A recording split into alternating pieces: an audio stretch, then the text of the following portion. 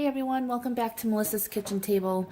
So I've noticed that it's getting really cold outside and we're just mid-October, but I thought it would be a good time to start making some like comfort food in the Instant Pot. So stay tuned to see what we're gonna make.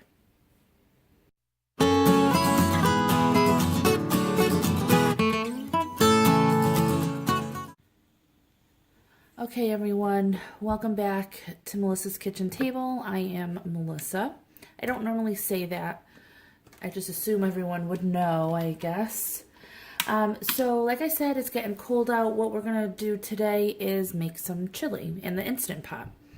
I love using my Instant Pot. I use it for a lot of things, all seasons, all 4 seasons. I use it all year. I love it for a lot of things. So today we're going to be making Instant Pot chili, and everybody has a different recipe for chili. So if you don't like something I add, don't add it. If I don't add something you like, just go ahead and add it. So I got the Instant Pot. I hit saute, and I'll show you so you guys can see. It is hot. So that means it is ready to go. All right, so now that that's hot, I am going to put a little bit of oil in there. And I am using 1 pound of ground beef and 1 pound of ground pork. But that you can use chicken, turkey, pork, beef, whatever mixture you like, whatever your family enjoys.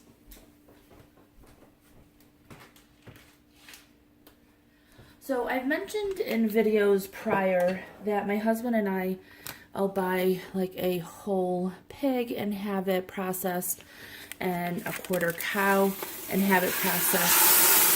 So that's why our meat comes in little cryovac pouches like that. And this is how we get the cow. I'll link a video down below showing when we purchased our last quarter cow and what it looks like, how it comes, and all of that. Alright, so I'm just going to go ahead and saute this.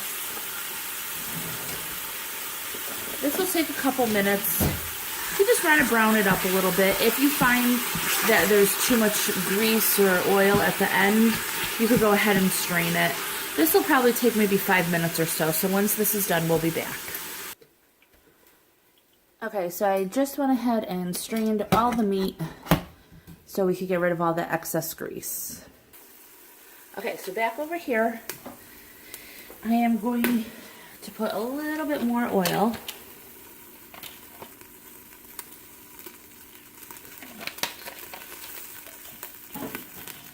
And I have a large onion diced.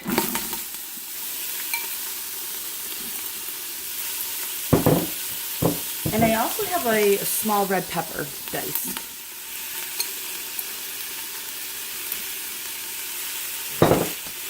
You don't want the peppers in there or the onions, don't add them. You could add green peppers, orange peppers, whatever you like. And then I'm going to go ahead and saute these. And this will take probably 3 to 5 minutes just to get everything just a little softened. We'll be back. Okay, so now's the time to season. I'm going to be using a chili lime seasoning blend from Trader Joe's. I really like this one. And I'm probably adding a heaping 2 to 3 tablespoonfuls. I'm also going to be using some seasoning salt from Trader Joe's. This consists of granulated onion, garlic, sea salt, celery seed, paprika, ground nutmeg, and dry mustard. You can also use salt and pepper to taste. I'll probably be using maybe a tablespoon of this. And all seasonings are your preference. Some granulated or garlic powder. We really like garlic, so I only have a little bit left in here.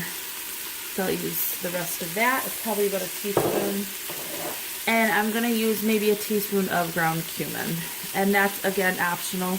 Not everybody likes cumin. So we're just going to go ahead and stir this up. And it is getting a little dark on the bottom. I know it's hard to see with the steam. Just want to waken up those spices by sauteing them for about a minute. And then I'm going to be using some beef broth. You can use water and beef bouillon if you like. And actually, I'm going to add my tomato paste first. A couple tablespoons full.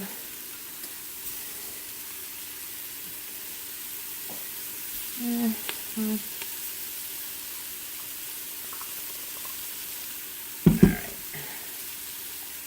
So I think I'm going to just use the whole can so I don't have any left over.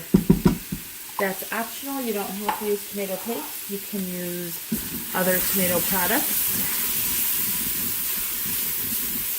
Smells really good. All the seasonings are being toasted, and the cumin and the chili, you could smell real good. Alright, so I'm going to go ahead and add about 2 cups of beef broth. Might need a little more later. We'll start with the 2 for now. And let that come up to a bubble. And just scrape the bottom of the pot. It's going to lift off all of the brown bits, which is also flavoring.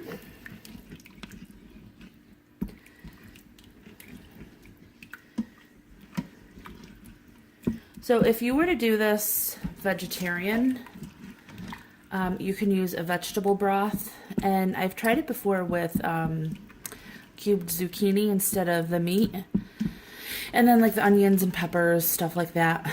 It was really good. So I don't know if I'm sure there's other versions out there, but that's just the kind that we had, and we really enjoyed it. All right, so you're probably going to need more water.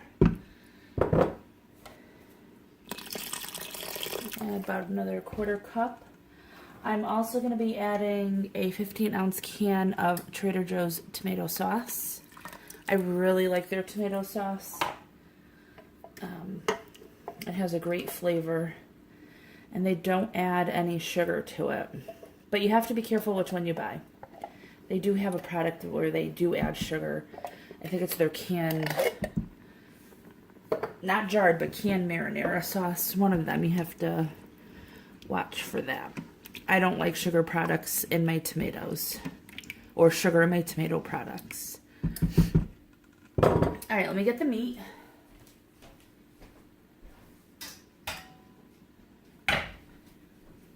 And I'm gonna go and add the cooked beef and pork.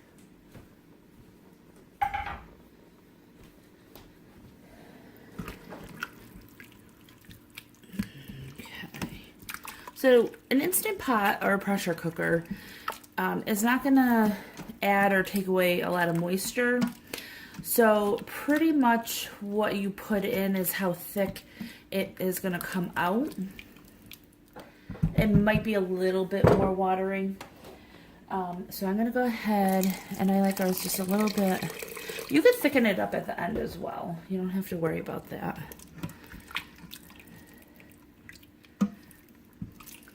Okay. Now, the beans.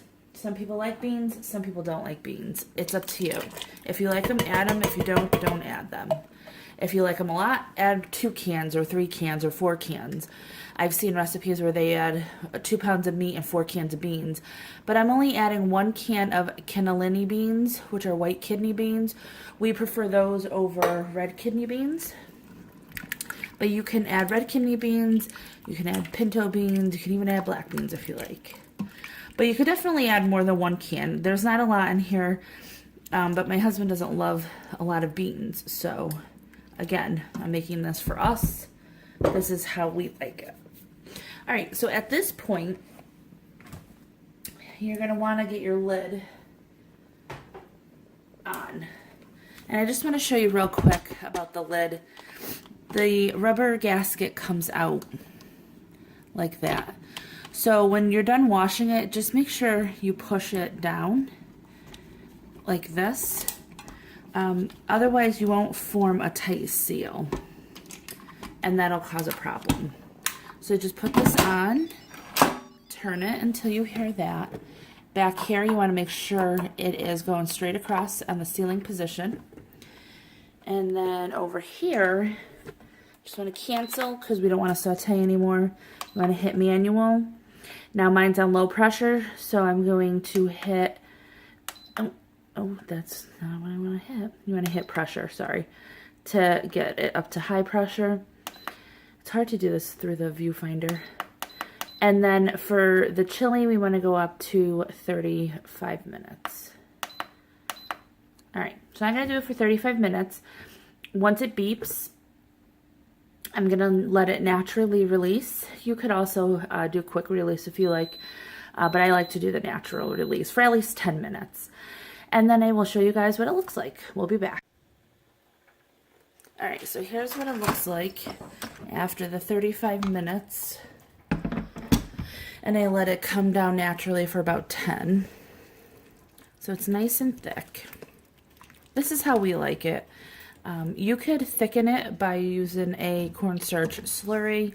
I've also seen people use masa. They sprinkle some of that in there and it gives it a little bit of a corn flavor.